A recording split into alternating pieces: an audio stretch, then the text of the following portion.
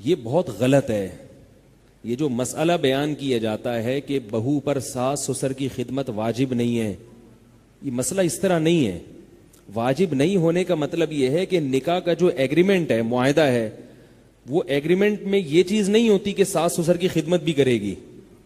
یعنی عورت پر لازم ہے کہ وہ شوہر کی خواہش کو پورا کرے، اس کے گھر سے باہر نہ نکلے، اس کو اولاد دے. یہ نکاح کا ایگریمنٹ ہے. باقی اخلاقیات بھی تو کوئی چیز ہوتی ہے نا. آپ بس میں سفر کر رہے ہوں، کوئی بوڑھا آدمی بیچارہ ہانپتا کانپتا ہوا کھڑا ہوا ہو، اور آپ کو پتا ہے کہ 1-8 گھنٹے کا راستہ ہے، آپ اس کے لیے سیٹ چھوڑو گے کہ نہیں چھوڑو گے؟ یا آپ بولو گے کہ سیٹ کے پیسے چونکہ 50 روپے 20 روپے میں نے دیے ہیں، چلو لمبا سفر ہے، پنڈی جا رہے ہیں آپ، اس میں تو آپ کنڈکٹر سے بولیں گے بھائی تو نے جب سیٹ نہیں تھی تو بوڑھے کو چڑھایا کیوں تو نے، اور ہم کیا پنڈی تک کھڑے ہو کر جائیں؟ وہاں تو بات سمجھ میں آتی ہے. آدھے گھنٹے کا سفر ہے، 15 منٹ کا سفر ہے، آپ نے 20 روپے دے دیے، بیٹھ گئے آپ. اب ایک بیچارہ ہانپتا کانپتا ہوا بوڑھا کھڑا ہوا ہے، تو آپ کے لیے سیٹ دینا واجب نہیں ہے اس کو، کیونکہ سیٹ کے پیسے کس نے دیے؟ آپ نے دیے، پہلے آپ آئے ہو. لیکن اخلاقیات کیا اس کو گوارا کر؟ کوئی وہاں کوئی باشعور بندہ بیٹھا ہوگا، اس عمل کے بعد آپ سے محبت کرے گا وہ؟ ہے بھائی، یہ تقریر سن کے وہ خوش مطمئن ہو جائے گا کہ بھئی پیسے میں نے دیے، میرا حق ہے. ٹھیک ہے، پیسے آپ نے دیے، آپ کا حق ہے، لیکن ایسے موقع پہ ذرہ برابر بھی انسانیت ہو تو انسان اس بوڑھے کے لیے جگہ چھوڑ دیتا ہے. چھوڑتا ہے کہ نہیں چھوڑتا؟ تو یاد رکھو، جب رشتہ قائم ہو گیا میاں بیوی کا، تو عورت کے لیے شوہر جیسے قابل احترام ہے، اس کا باپ اور اس کی ماں بھی قابل احترام ہے. ان کا خیال کرنا عورت کی اخلاقی ذمہ داری ہے. اگر ان سے وہ تمیز سے بات نہیں کرتی، ان کی خدمت جو ضروری خدمت ہے وہ نہیں کرتی، تو وہ یہ نہیں کہہ سکتی کہ مجھ پہ واجب نہیں ہے. ایسے تو پھر شوہر بھی بہت ساری چیزیں، شوہر یہ جو آج کل اتنا خرچہ مرد اپنی بیویوں کو دے رہے ہیں، یہ مردوں پہ واجب تھوڑی ہے. میرے پاس خواتین کے فون آتے ہیں نا، نان نفقہ نہیں دیتے ہمارے میاں.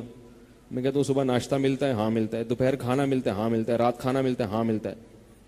سال میں 4 جوڑے بنتے ہیں؟ ہاں وہ تو بن ہی جاتے ہیں. تو اور کیا چاہیے؟ کہہ رہے نہیں، وہ جو نان نفقہ ہے، جو نان نفقہ ہے وہ تو مل نہیں رہا. تو میں نے کہا یہ کیا ہے؟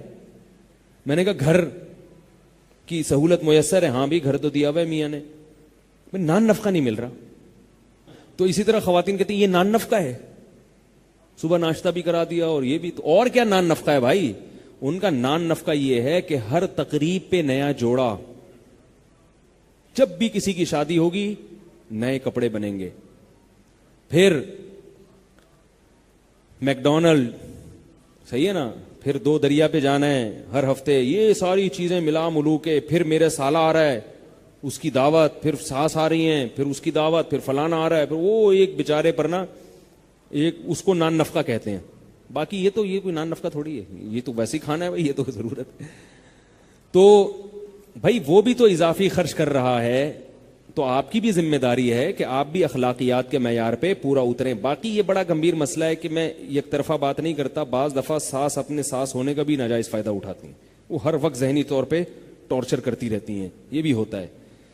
سسر اتنا نہیں تنگ کرتے، ساسیں زیادہ تنگ کرتی ہیں. وہ ٹارچر ذہنی طور پر، وہ اپنی بیٹی نہیں سمجھ رہی اس کو. اس لیے علماء آج کل کہتے ہیں کہ بھائی بیوی کو الگ گھر پہلے لے کے دو اور شادی بعد میں کرو. حضرت مولانا اشرف علی تھانوی رحمہ اللہ نے اس پہ بہت تاکید کی ہے کہ بھائی پہلے الگ گھر کا انتظام کرو پھر شادی کرو.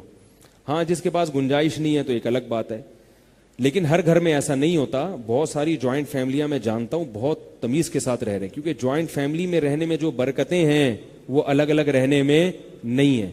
لیکن اس کے لیے پھر دل بھی تھوڑے سے بڑے ہونے چاہیے.